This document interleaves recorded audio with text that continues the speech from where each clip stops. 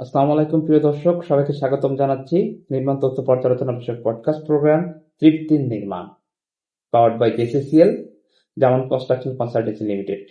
তৃপ্তির নির্মাণ আমাদের এই পডকাস্ট প্রোগ্রামটি আমরা মূলত করে থাকি বিল্ডিং ডিজাইন রিলেটেড বিভিন্ন বিষয়, বিল্ডিং নির্মাণের সচেতনতা বৃদ্ধি, rules regulation, form function, aesthetics, বিল্ডিংটি যাতে ভূমিকম্প সহনীয় হয়, দৃষ্টিনন্দন হয় এবং নির্মাণ চলাকালীন সময়ে বিভিন্ন ধরনের সতর্কতা অবলম্বন বিষয়ে আমরা আমাদের এই প্রোগ্রামের মাধ্যমে বিভিন্ন বিষয় আলোকপাত করে থাকি।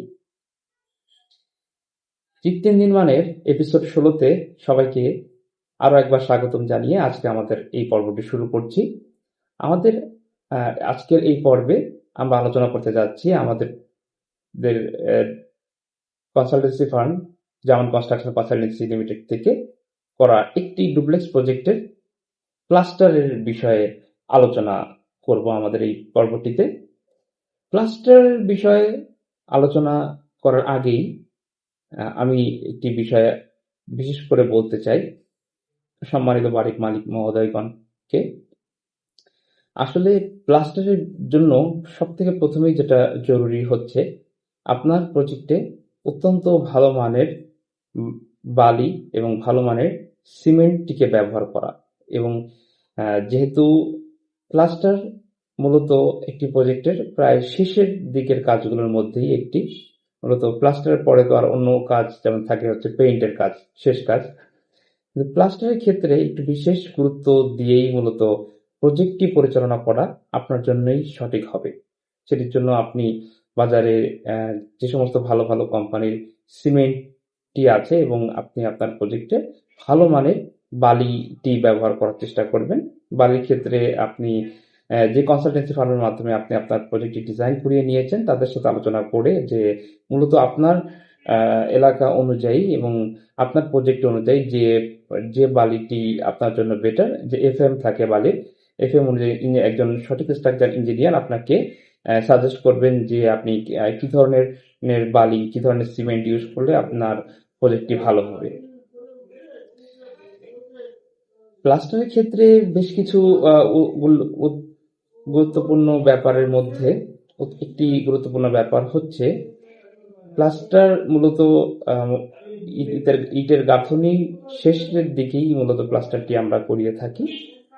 এখানে যদি নির্মাণ চলাকালীন সময়ে একটু বেশি সময় প্রয়োজন হয়ে যায়, বেশি সময় পরে প্লাস্টার করা হয়, তাহলে একটি প্রবলেম হয়। সেটি হচ্ছে মূলত হচ্ছে অনেক সময় মানে মরিচা টাইপ বা বিভিন্ন ধরনের ময়েশ্চার টাইপ প্রবলেম আমরা ফেস করে থাকি।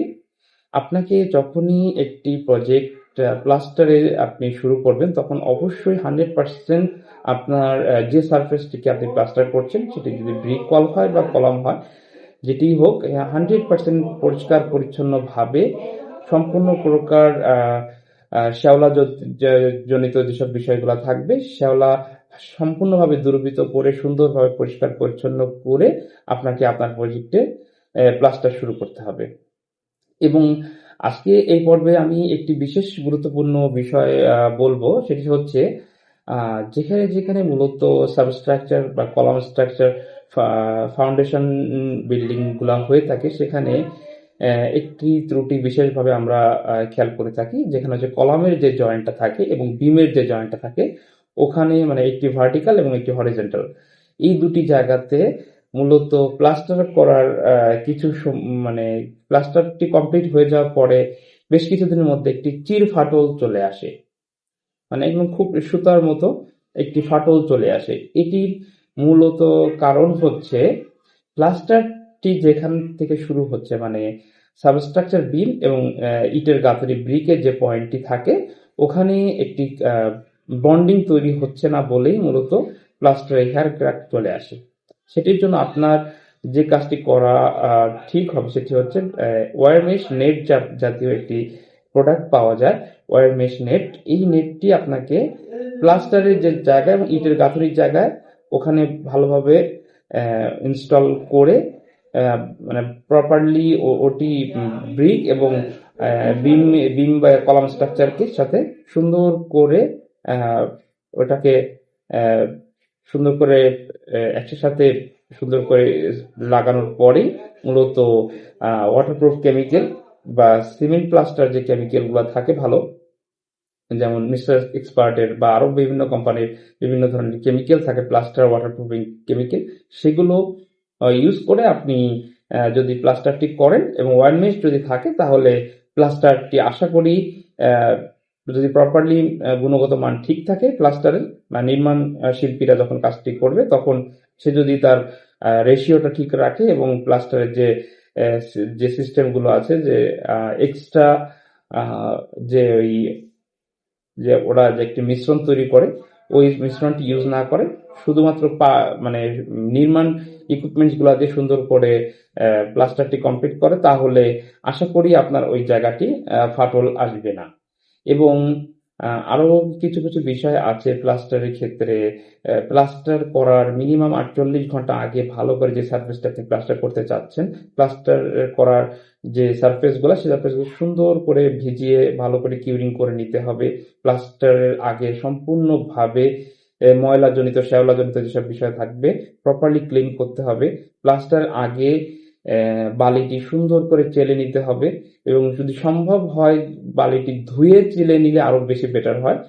সেটি মূলত প্রজেক্ট গুলোতে হয় না, কিন্তু যদি ধুয়ে নেওয়া যায় তাহলে আরো বেশি ভালো হয়। অন্তত ভালো করে চেলে নিয়ে পরিষ্কার পরিচ্ছন্ন বালিটি আপনার প্রজেক্টে ব্যবহার করা। এবং একটি বিষয় খেয়াল করবেন যে আপনারা যেসব জায়গা থেকে সিমেন্ট সংগ্রহ করেন যাতে সিমেন্টটি অনেক দিনের পুরানো না হয় এটির দিকে একটু খেয়াল রাখবেন। আপনি আপনার সেটা কাস্টিং এ হোক বা আপনি প্লাস্টারের ক্ষেত্রে যে কোনো ধরনের ক্ষেত্রেই আপনি যে সিমেন্টটি ব্যবহার করছেন সিমেন্টটি যাতে অনেক বেশি পুরনো না হয়ে যায়, মানে 6 মাসের পুরনো হয়ে গেলে সেটিতে প্রবলেম। যদি রিসেন্টলি যেমন 1-1.5 মাস 2 মাস বয়স তাহলে আশা করি সমস্যা হবে না। কিন্তু মানে এটিতে প্রজেক্টের ড্যাম সিমেন্ট ইউজ করলে প্রজেক্টের মান খারাপ হয়, কাজের মান খারাপ হয়, পরবর্তীতে ফাটল জনিত প্রবলেম বা ড্যাম জনিত প্রবলেম আসতে পারে। এটি আপনি একটু বিশেষভাবে আপনার প্রজেক্টে খেয়াল করার চেষ্টা করবেন। এছাড়াও যেটি আলোচনার ভিতরে বলছিলাম যে নির্মাণ শিল্পীরা একটি ভুল করে সেটি হচ্ছে ওরা যে বালি সিমেন্ট দিয়ে তো প্লাস্টার করে, প্লাস্টার চলাকালীন সময়ে ওরা যে এক্সট্রা মিশ্রণটি তৈরি করে ওটি আবার প্লাস্টারে দেওয়ার চেষ্টা করে, ওটি যাতে মানে তারা না দেয় সেদিকে একটু খেয়াল রাখলে ভালো হয়। এবং মূলত আরেকটি গুরুত্বপূর্ণ বিষয় হচ্ছে প্লাস্টারের ক্ষেত্রে মূলত নির্মাণ শিল্পীরা যে সারফেসটি ধরবে তারা যাতে এক টানে শেষ করতে পারে সেদিকেও একটু খেয়াল রাখতে হবে, যাতে জয়েন্ট পড়ে না যায় বা জয়েন্ট পড়লেও তাতে প্রপারলি যাতে গ্রাউটিং ইউজ করে তারপর তারা তাদের নির্মাণ কাজটি পরিচালনা করে সেটি দিকে অবশ্যই দৃষ্টি রাখতে হবে। ইনশাআল্লাহ কৃত্রিম নির্মাণের আজকে 16তম পর্বে আমরা প্লাস্টারের বিষয় নিয়ে আলোচনা করলাম। প্লাস্টারের ক্ষেত্রে যদি আপনাদের প্লাস্টার রিলেটেড কোনো বিষয় তথ্য জানার থাকে আপনি কমেন্ট বক্সে আপনার প্রশ্নটি লিখতে পারেন, আমরা অবশ্যই আপনার প্রশ্নটি যাচাই করে প্রশ্নটি সঠিক অ্যানালাইসিস করে আপনার উত্তরটি কমেন্টের মাধ্যমে জানিয়ে দেব। প্রতিটি পর্বের শেষে আমি একটি বিষয় উল্লেখ করি বা একটি বিষয় বিশেষ করে ফোকাস করি। আমাদের নির্মাণের সচেতনতা বৃদ্ধি তো সবসময় আমরা করেই থাকি, সেটি আমরা আমাদের ইঞ্জিনিয়ারদের যে গ্রুপ আছে বা সব জায়গায় আমরা যখনই চাই বিভিন্ন প্রজেক্ট এবং আমাদের ক্লায়েন্টদের সবসময় আমরা বলে থাকি, কিন্তু নির্মাণের সাথে সাথে আমাদের একটি বিষয়কে খেয়াল রাখতে হবে সেটি হচ্ছে পরিবেশ। পরিবেশ যাতে সুন্দর থাকে, পরিবেশ যাতে তার ভারসাম্য বজায় রাখতে পারে সেটির জন্য গুরুত্বপূর্ণ হচ্ছে ল্যান্ডস্কেপ।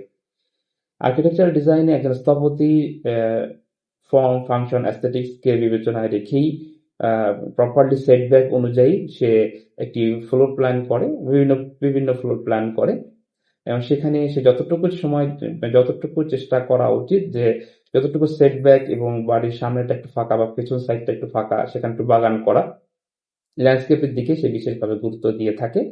ইনশাল্লাহ আপনারা যখনই কোনো প্রজেক্ট বা কোনো প্রকল্প করার চিন্তা করবেন অবশ্যই একজন অভিজ্ঞ ও কনসালটেন্সি ফার্মের মাধ্যমে আপনারা আপনাদের প্রজেক্টটি করবেন সেই আশাবাদ ব্যক্ত করছি এবং সেই সাথে পরিবেশের ভারসাম্য বজায় রাখার জন্য আমাদের উচিত ল্যান্ডস্কেপ বা বনায়নের দিকে দৃষ্টি দেওয়া।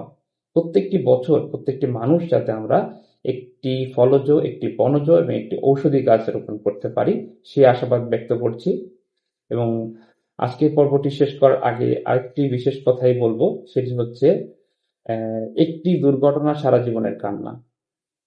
আমরা যখনই যানবাহন নিয়ে পথ চলাচল করব তখনই যাতে আমরা আমাদের যানবাহনের গতিটি হ্রাস রাখি, ধীর গতিতে চালাই এবং ট্রাফিক রুলস মেনে চলি এবং সাবধানতার সাথে পথ চলতে পারি।